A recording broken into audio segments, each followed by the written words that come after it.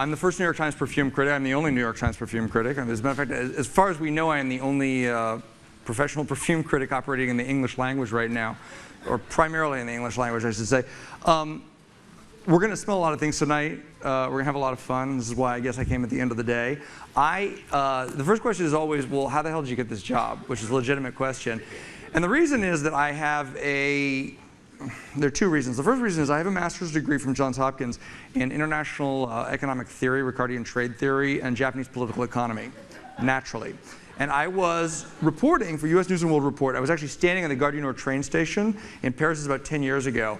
And I started talking to the guy behind me, and he said, what do you do? I said, oh, I'm a journalist. I do political reporting. I had done some science reporting then for the Atlantic Monthly. And he said, oh, I'm a scientist. I said, really, what do you do? And he said, I do smell.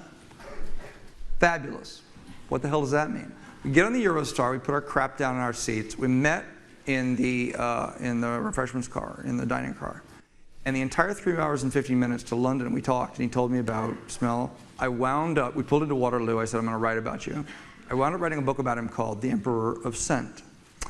And it was interesting because I had thought this was going to be a scientific book. He's a biophysicist. He created a theory of smell involving 7 transmembrane G protein receptors and inelastic tunneling, electron tunneling spectroscopy. And I said, wow, this is great. So I figured I'd write about this. It also turned out to be about perfume.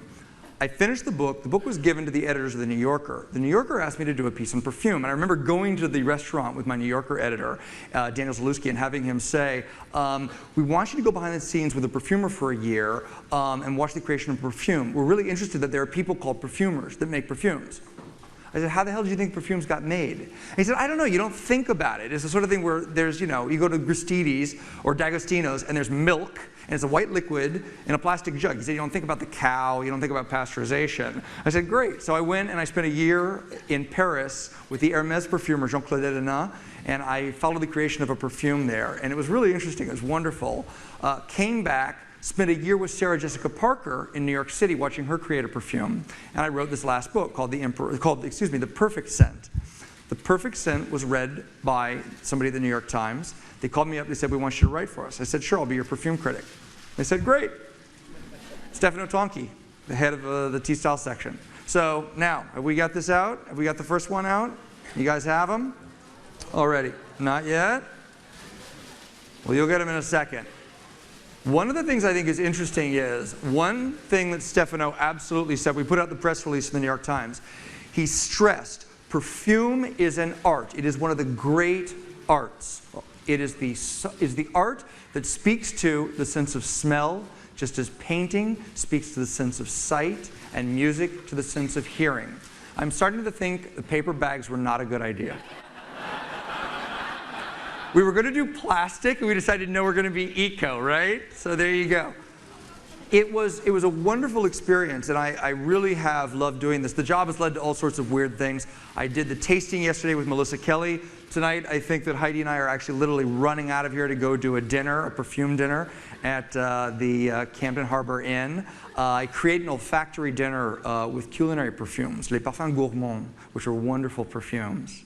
And I mate them with a 7-course edible dinner. So there's an olfactory invisible dinner and a real dinner. We have a lot of fun with that. Another way that this really changed the way I look at the world was in a very literal sense. And we're going to go on a little trip around the world today with these raw materials. The planet is a giant factory manufacturing astonishing smells. You have the first one here. What you want to do is you want to bend it like this. This is what perfumers do. And smell away from you. Don't touch your nose with it. Do not inhale it like you're snorting cocaine. Smell it, move it away. What is this scent? Who knows? Louder. Tobacco, no. Patchouli, very good. This is patchouli.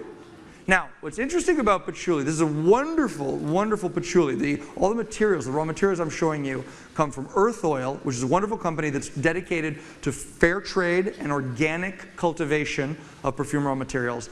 Berger and, now I'm forgetting the other one, Global Essence, and they got all these perfumes, okay? So this one, patchouli is very interesting. 95% of all the patchouli in the world as a raw material comes from Indonesia. It is cultivated by small farmers, thousands of small farmers on Java and Sumatra, and these farmers actually cultivate this. Patchouli is a leafy plant that grows in the ground like a bush. It is phylogenetically related to mint. It has a wonderful, camphoraceous, humid, rotting leaves smell that is cut with a beautiful, dry grass and a woody aspect to it. Now, what is, dirty mind, is patchouli scarce or is it abundant? What's interesting is it's been both, and there's a reason for this. Now, one of the reasons, two reasons for this. One reason for this is that there has been terrible weather for the past couple of years. There have been a lot of problems with this. The tsunami took out a lot of the fields. But the primary reason for it is economic unsustainability. The price of patchouli up until 2005 was around $40 a kilo. Remember that that is the market price, all right? That is not what the farmers get. The farmers get a lot less. And it's interesting. What it created was a situation, I'll tell you why in a second, but you had up until 2006, $40. The 2006 harvest, we expected to produce 1,400 tons of patchouli oil, and they produced 700. The price went to $100 a kilo. 2007, they expected 1,200 tons, and they produced 4. So from January 2008, the price hit $140. Huge shortage, nobody was buying it. Why is this? It's not just the weather, it's the price. If a farmer cannot grow patchouli at a price that will allow him to, or her, I guess, to feed his family, then he will rip out the patchouli and he will plant other crops. And exactly what they did. They had thousands of farmers who literally ripped the crops out of their field and they planted other crops that brought them more money. What happened then was something that is sort of expected. It went exactly in the other direction. The price shot up. The traders who were trying to corner the market and were speculating on the price of patchouli developed sort of an OPEC-style policy where they basically created an artificial shortage. And the farmers actually reduced production even more, hoping to drive the price up. And the price went to $140, and then it was economically unsustainable in exactly the opposite way. So that's what's created this. Patchouli right now is incredibly short, it's incredibly scarce, and it shouldn't be. Not for natural reasons, not even really for weather, but mostly because of economic situations. So that's our first one. Now you guys have the second one? Okay. This is a perfume. It's a beautiful perfume.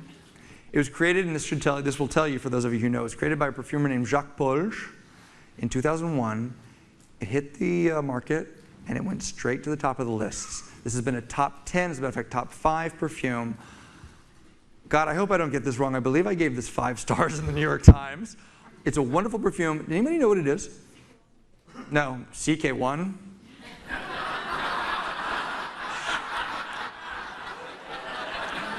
Oh, honey, no.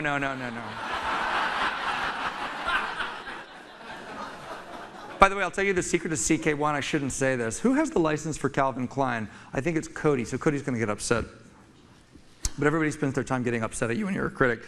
The secret of CK1 is very interesting. It's a synthetic molecule, and there's nothing wrong with synthetic molecules, by the way. Synthetic molecules are the key to modern perfumery, and without them, we would not have modern perfumery. There's nothing wrong. Food should be as natural as possible. Perfume is an art, which means that it is artificial in the best possible way, all right?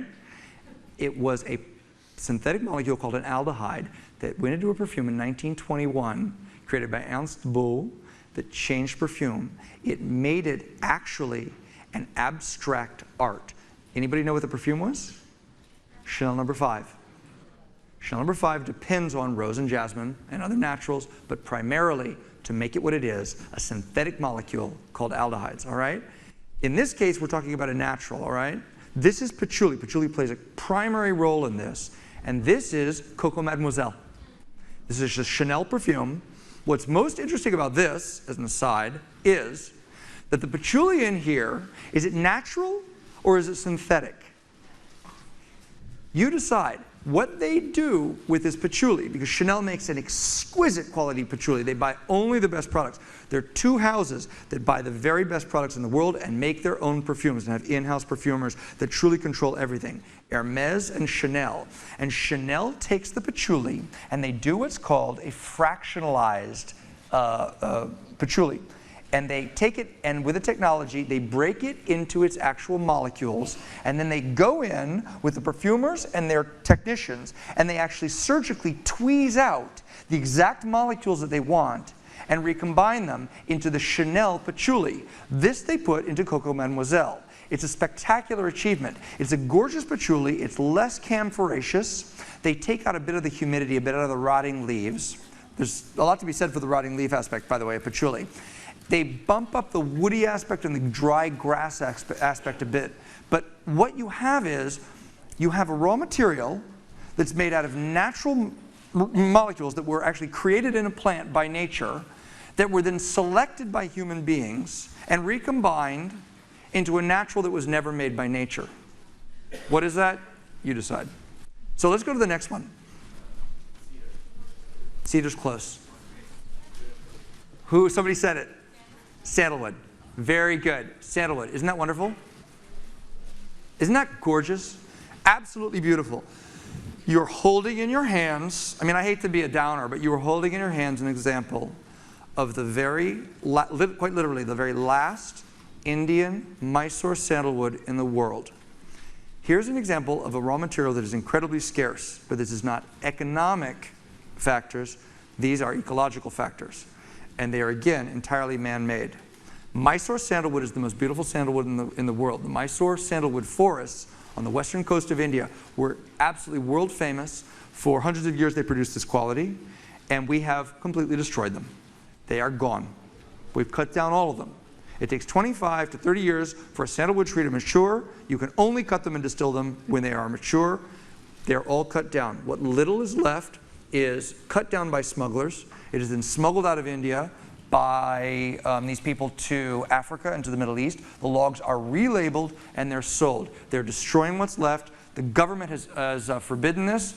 Governmental efforts on this have been completely ineffectual, and the sandalwood is gone. Now, what's interesting is the Indian sandalwood might be gone. We've started new plantations in Australia. There are a lot of new plantations that are coming online. We expect in 5 years to have a really great source of Australian sandalwood.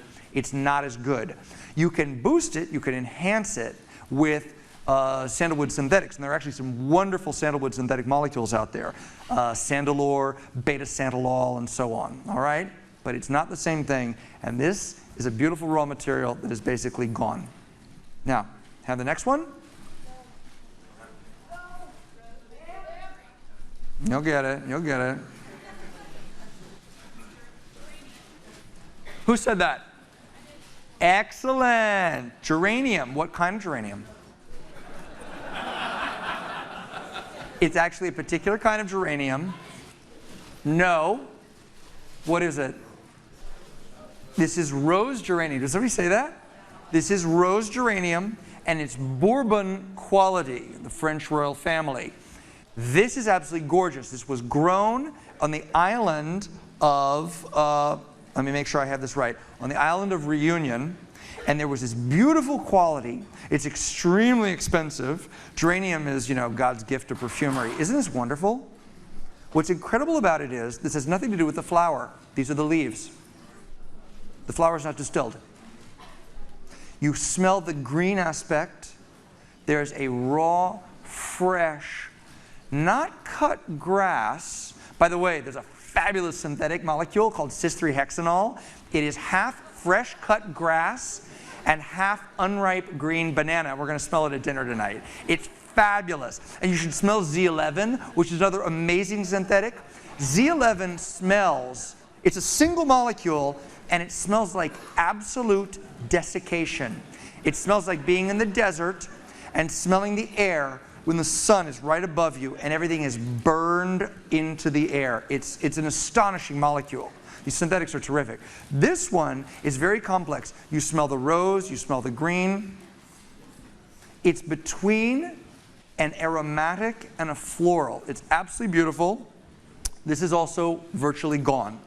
And the reason it's gone is, in this case, not the weather again. It's primarily economic competition. The Chinese and the Egyptians, a matter of years ago, started growing other qualities of geranium. All raw materials come in different qualities. If you really want the best stuff, you have to pay quite a bit for it. Gros rose grown and processed in France. Can you imagine French labor prices? This stuff costs about $50,000 a kilo. But the most expensive raw material is probably right now Florentine orris root butter. Orris is the roots of the iris flower. The iris flower doesn't smell like anything.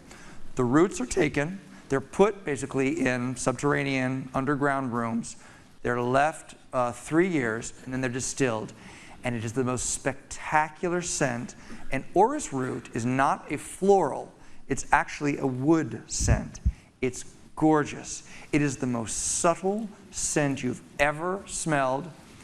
It is the olfactory equivalent of Kim Novak gray. It's gorgeous.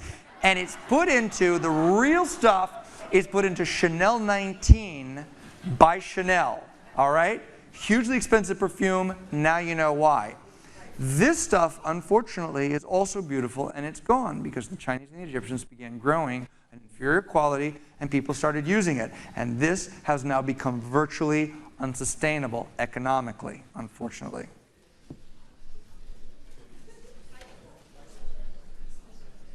All right, you have the next one?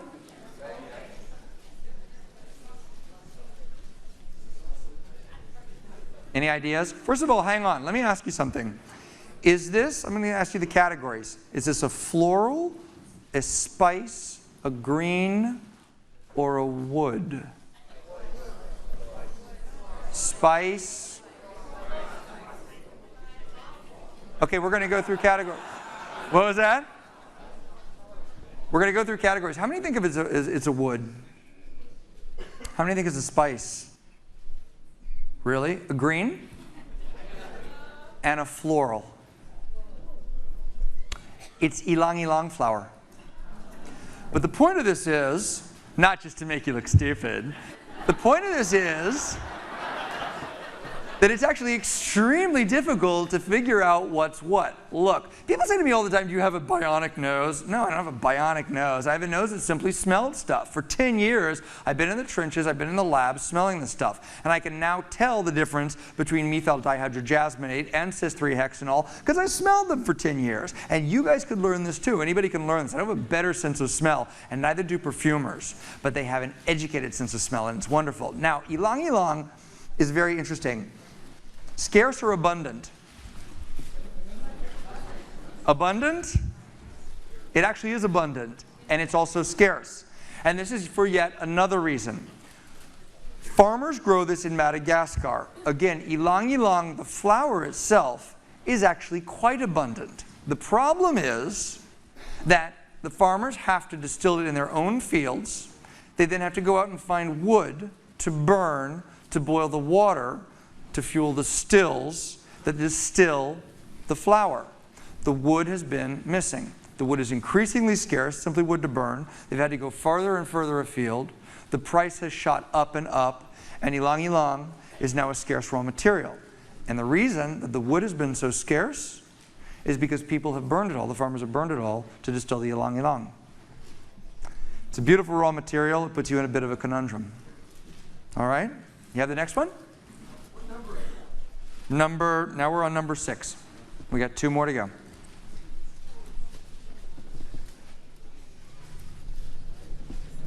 Now this one is more difficult to smell, and this is the most difficult one to recognize.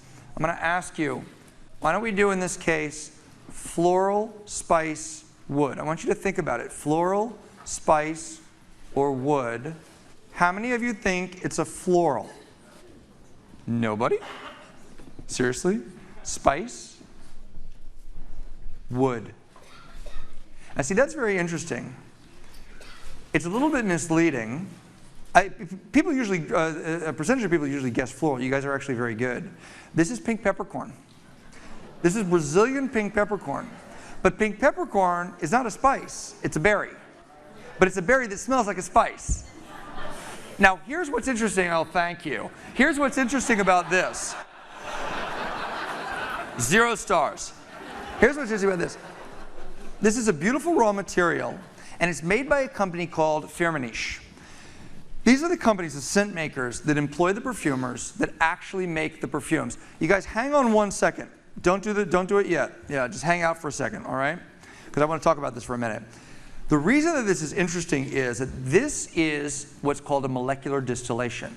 Since forever, well, since for the past 100 years basically, there have been two means of distilling raw materials. One is steam, which gives you an essence, and the other is extraction, which gives you a solvent, which gives you an absolute. And the extraction is done basically with a solvent, almost always in this case it's hexane. Here's the problem. Steam operates at, obviously, 100 degrees centigrade. So you got a cooked rose, you got a cooked jasmine. And what we've always thought of as the essences are these flowers that have actually been put through steam. They've been boiled alive. And by the way, they virtually have to be alive because you pluck them, you harvest them, and the same day they have to go into the vat, into the steam, or into the solvent. What's astonishing about this is a relatively new technology. It came online in the 1990s, and is the distillation of these raw materials with carbon dioxide at critical phase. It's not a gas, and it's not a liquid. It's actually between the two. And it is an astonishing technology. It literally allows the technicians to turn the knob and extract exactly the molecules that they want. Pink peppercorn, rose, jasmine, patchouli. They are composed each of, let's say, 1,000 raw materials. In patchouli, of the 1,000, how many do you think actually contribute to the smell of patchouli? About 30. 30 molecules, and that's it. So when Chanel's going through, and the Chanel technicians are looking at these molecules, they're really going in and picking out one by one. And the carbon dioxide distillation allows you to do virtually the same thing, but more importantly, it lets you do something that's extraordinary and brand new. We'd never seen it before in the industry. It allows you to do it at room temperature. Carbon dioxide distillation is done, if I'm remembering this correctly, at about 83 degrees Fahrenheit. And it gives you a natural smell. This is actually what the pink peppercorn smells like. Ready for the next one? Now the last one we're going to do is a perfume.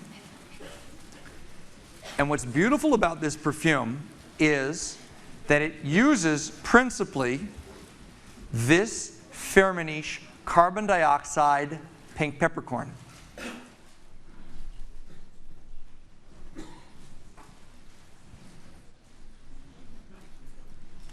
I think this is absolutely marvelous. Perfumes are made by artists. There are absolutely terrific artists doing this. Christophe Laudumiel at IFF, Francis Curdian at Takasago. Francis made a Guerlain perfume called Rose Barbar that is the most spectacular thing you've ever worn in your life. It smells like wearing silk in some crepuscular evening. It is absolutely beautiful. It is a modernization of a French classic, but with new materials. It is the most beautiful late 20th century creation you've ever smelled. All right? It's Rose Barbar, Savage Rose, Wild Rose. All right? It's beautiful. And by the way, the marketing of men's and women's, I think that Guerlain actually had the balls not to market that stuff to women. I think they actually, because it's a separate collection that Guerlain does. And they didn't say this is for women. They left it open. And guys, I'm telling you, if you want good perfume, 90% of it's for the women. There's about 10% of the stuff that's good that's made for men. The rest of it is crap. God forbid you should wear anything by Kenneth Cole or Hugo Boss. And you know what? I'm sorry, Procter & Gamble. Procter & Gamble owns the Hugo Boss license. By the way, did you know that Procter & Gamble is the single largest producer of perfume now?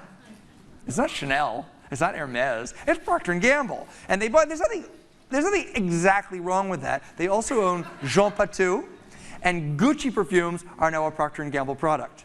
And you know that Gucci's actually, they've actually done a pretty good job with that. Gucci by Gucci just came out.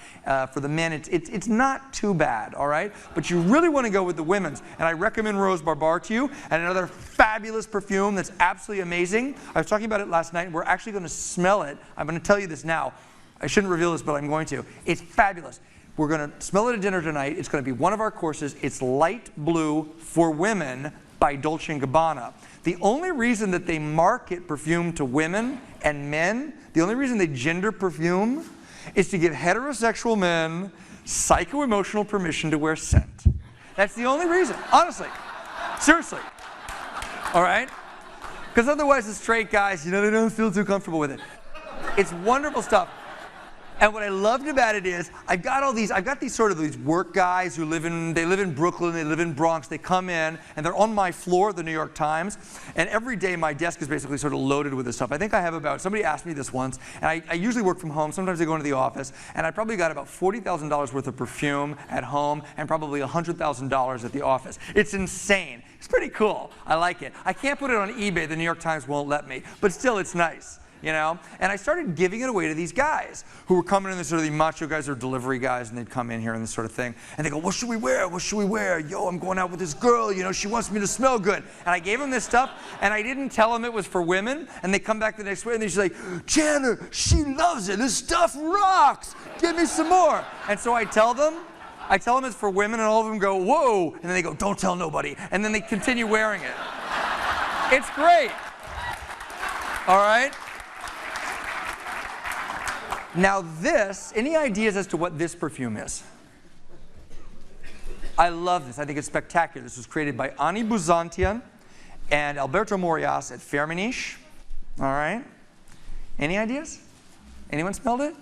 It's by Estee Lauder. It's at the top of the charts.